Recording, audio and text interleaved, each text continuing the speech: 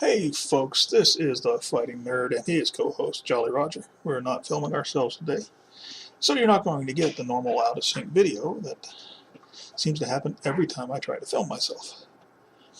But what we are going to talk about today is the guns used in science fiction.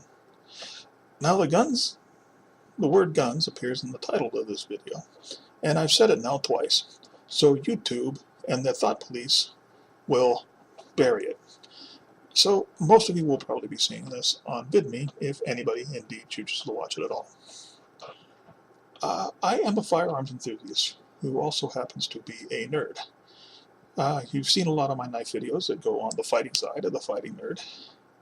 I don't show a lot of firearms videos for some reasons I may get to later. But I do want to talk about science fiction guns and the way they're designed and would they be practical and some of the things that drive me absolutely insane about the way they're designed. And the first one's coming up here. This is the hand laser from the Star Trek franchise used in the Menagerie or the Cage, depending on if you looked at the actual episode that was filmed, or the two-part episode of the series that actually was aired back in the day. This is actually one of my favorites. It's got a little nostalgia behind it. But it also actually looks like a gun, which in sci-fi, they don't seem to want to do that very much. To me, this is kind of the 1911 Model 45 of guns. It looks fairly rugged. It looks kind of cool. The designers put some thought into it with the adjustable lenses, so you change the focus of the laser beam and therefore its power. And also, it has a sight, not too apparent on this particular picture, but in the next one coming up, you'll see it's got a little flip-up sight. I don't know how exactly that would work, but it does have a sight. You do not have to will the beam to strike its target by the force of your will. You can actually aim the weapon, which is a rarity, it would seem, in science fiction firearm design. Now here's an artist rendering of it, and you can see the little flip-up sight in the back, and that's a cool thing. But there's no trigger guard, and it has that great big huge long trigger. Now, a weapon without a trigger guard invites accidental firings. And I know you're saying Fighting Nerd, but they're going to have some high-tech gizmo that's going to negate the need for a firearm. It's not going to go off unless the DNA in their hand is on the trigger and it analyzes the DNA, or it's going to sense body heat or whatever. Well, gizmos never replace just good, solid mechanical engineering. And trigger guards just work. They don't have to have any technology behind them. They don't have to have a battery. There's very little way for them to malfunction. And they put you in place, they give you a place to rest your finger when it's not on the trigger. They keep branches and stuff from snagging on it. They keep it from being fired when it's reholstered. And it's got that great big huge long trigger. I would think that there would be a lot of accidental firings. And there are so many weapons without trigger guards. It's a little bit maddening. But then again, some of them don't have trigger guards or sights, and we'll get into those. But all in all, I like this one. As I said, it's the 1911 of sci-fi guns. And I like the adjustable lenses, the rotating lenses, kind of neat. Then we have the iconic hand phaser from the original Star Trek series. Here we have pictured Phaser 1 and Phaser 2. And it's kind of neat because, of course, as all Trekkers know, you take Phaser 1, which is the power pack, and you plug it into an amplifier, which is Phaser 2, and you get a more powerful weapon. But no trigger guards. I would submit to you that more red shirts would probably have been killed and their deaths covered up by the Federation because of accidental phaser discharges. Right? Especially since they carried them on the hips on Velcro. Right? You'd be bumping around when you're on duty, you hit the button and zap. Yeah, again, they'll say, well, yeah, it's got a DNA analyzer, a heat sensor. But it would be so cheap and so easy just to have a trigger guard on the weapon. But all in all, I mean, this is cool. This is Kirk's phaser. And, you know, that's what everybody... I used to have a squirt gun shaped like a phaser. Had it for years. Wish I still did. And this is the progression of the phasers through the Star Trek movies, the ones with the original cast. My favorite one here, even though it doesn't have a trigger guard, is this Type 2 phaser from 2287. Now, none of these, though, appear to have sights. And again, somebody is going to say, well, it's got some sort of sensor gizmo doodad on it that allows you to aim the weapon. But how exactly is that going to work? If it's target recognition, you would have to have a catalog of pretty much everything that you might want to shoot at built into a memory bank or something.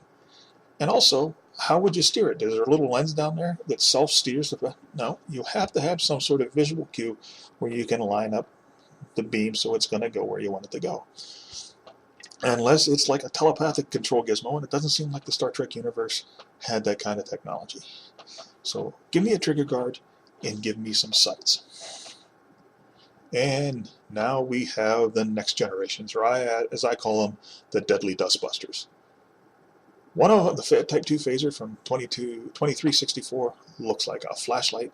The other two look like hair dryers or hand vacuums. And again, the only way to get one of these things to hit its target would be to walk the beam over like you're taking a hose and bringing the stream over until you get it where you want it to go. There would be no practical way to aim this, no matter how much you practice. You need some sort of visual cue to get the beam on target. And again, well, they have a thumb thing on here, so I guess it really doesn't need a trigger guard. But again, I'm thinking that would make for accidental discharges. Then you have the various phaser rifles. The first one is from Where No Man Has Gone Before, that old episode. I think it was the only, matter of fact, I'm sure it was the only one that was on. This one at least has a stock. The other phaser rifles don't have a stock, and the technical manuals talk about how they have these gizmos that is going to put your beam on target and whatnot. And I guess that antenna thing up on the top phaser is some kind of a sight. And 2367 has some sort of sight on it, and it looks like this one has a sight, and the 2371 has a sight on it, but no stock unless you count that thing that you tuck it under your arm. Again, how with no stock on them, these things would be practically impossible to hit anything with at any distance, unless the beam was self-guided and all you had to do was kind of point it in the general direction. And I really don't buy that when it comes to, for a lot of reasons, when it comes to sheer technology. Basic firearms principles are still going to apply. And here we have the coolest of the next generation designs. It has a stock, and it has a sight, so I really don't have a lot bad to say this, and it even has a trigger guard. Oh my goodness. And I think this is the coolest one. I love these kind of phaser rifles, and I understand there's two different ones, but they have trigger guards. And maybe the Federation relearned what it had forgotten, finally. But then again, maybe not. But it looks like it's fairly ergonomic. It does have a decent sight. It's got a stock. It's got a trigger guard. One of them has got the little like Dragunov stock design. And I also like when I was watching it, it looks like you fired pulses instead of steady beams, which for a lot of reasons would be a lot more practical. So if I was going into battle against Cardassians or Borg or something like that, this would be the Star Trek weapon I would want to take. And it actually looks like a weapon. I think with some of the ones in the Next Generation, they went out of the way to make sure that Starfleet never carried anything that actually looked like a weapon. It was, had a gazillion different things, and they were using it and everything. Using it, but it was the prop designs probably were designed by someone that had never actually held, or at least had very little experience with actual real firearms. Now we get into a cool one. Here is Han Solo's blaster. And as you can see, all this was done was a customized, basically, C-96 Mauser, which was used by the Germans. It started being manufactured in 1896. One of the coolest sci-fi guns ever. And this one even has a scope on it so it can be aimed. Now, Granted, he seemed like he used it. He looked more. Han looked more like he did a lot more offhand shooting. But again, this is iconic, and this is really, really cool. I have always wanted an actual C96 Mauser. I have held one once at a gun show, but of course I didn't have the money to buy something like that at the time. But of course, being based on an actual weapon, it's got a trigger guard, it's got a sight.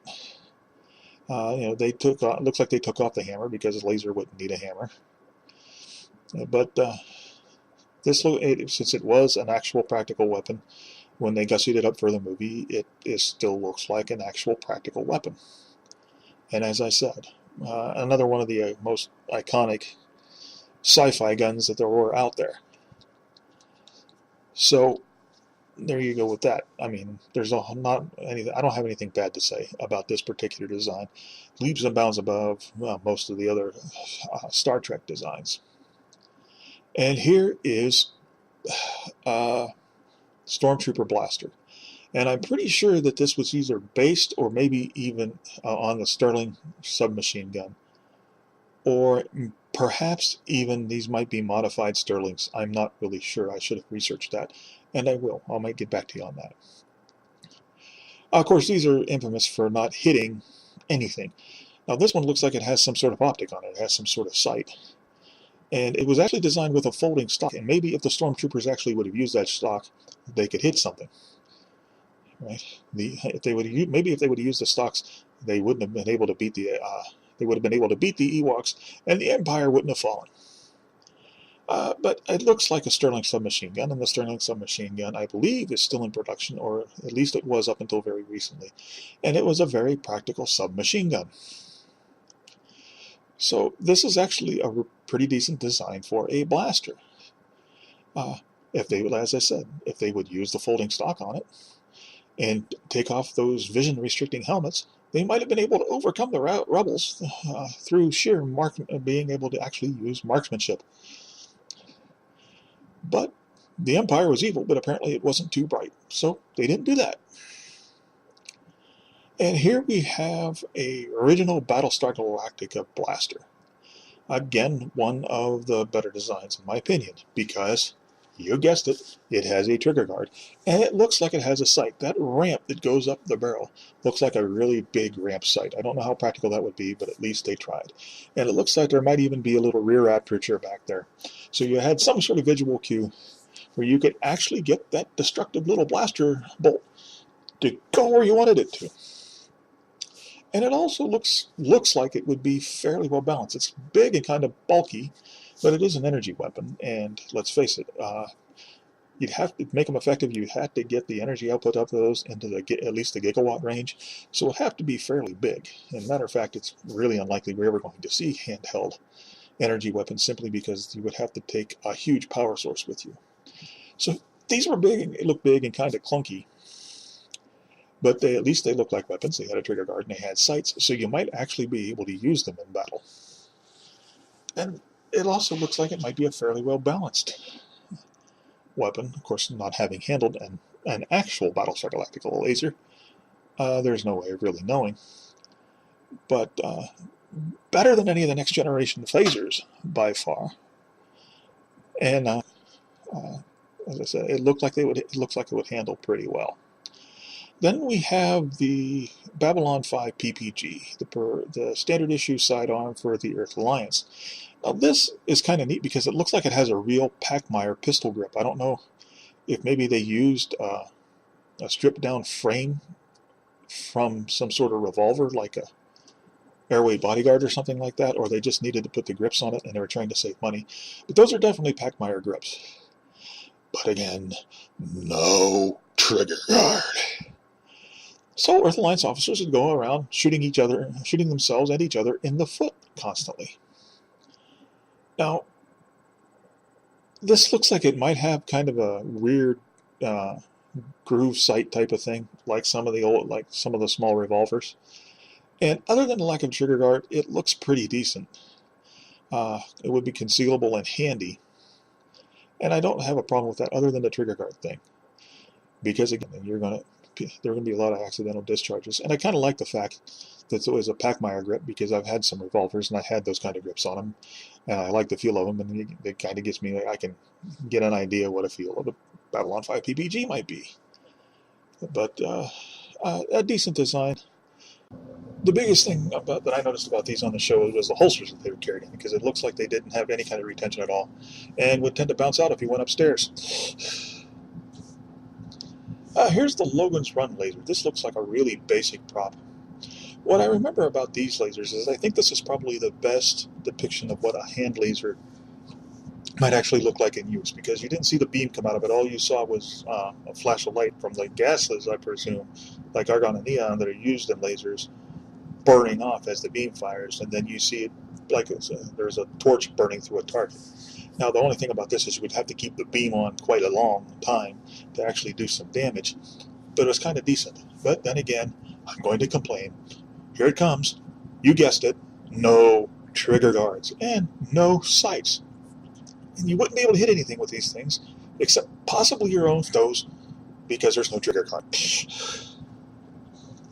But, not a bad. I mean, this is a really basic design. You never get to see him close up on the show, on the movie. And here is a pulse rifle from the Aliens movies. Now, this, I think, is actually a production toy that you can buy, judging from the grip, because the actual pulse rifles were actually real Thompson submachine guns. And you can tell by the grips. You can actually see wooden grips if you look at them on the movie. But this is one of the coolest designs. Of course, you could just see him rock it, but it has sights that are presumably in the handle of the top of the handle there. It's got a stock. It's got a trigger guard. It actually has all the things you need to make it an effective weapon. And the pump action grenade launcher and all of that was really cool. And you can actually see the little trigger for your grenade launcher down there. That's a nice touch. Not a whole lot bad to say about this at all. These things were really, really, really, really, really badass in the movies. So again, I mean, you can make a decent design and have all the elements of an actual weapon, and it can still look cool in sci-fi-ish. So don't. I just wish some of the prop masters would get a clue and make the weapons look like weapons. It's not bad. I know they want to placate the politically correct anti-gun, blame the weapon thing, or blame the inanimate object for things. But good grief, make them look like weapons. They don't have to look like toys. They can be weapons. That's all I have for the moment, for now. Just some general ramblings about some of the things that I like and don't like about sci-fi firearms. I think that they can be more realistically portrayed. Make them look like they weigh a little bit, so they have a little heft. They can give them sights, and for the love of God, for the lives of science fiction characters everywhere, give the weapons trigger guards. There is no gadget that will replace a trigger guard. There are no gadgets that will replace some kind of optical sighting system for small arms. There just isn't. So that's it for tonight. If you like the content at all, please subscribe and hit the like buttons on Vid-me and YouTube. I'm new to this. I know my videos have been crude, but I will try to improve. With that, I will leave you with my normal plea to remember that words make history. This is the Fighting Nerd bidding you good night.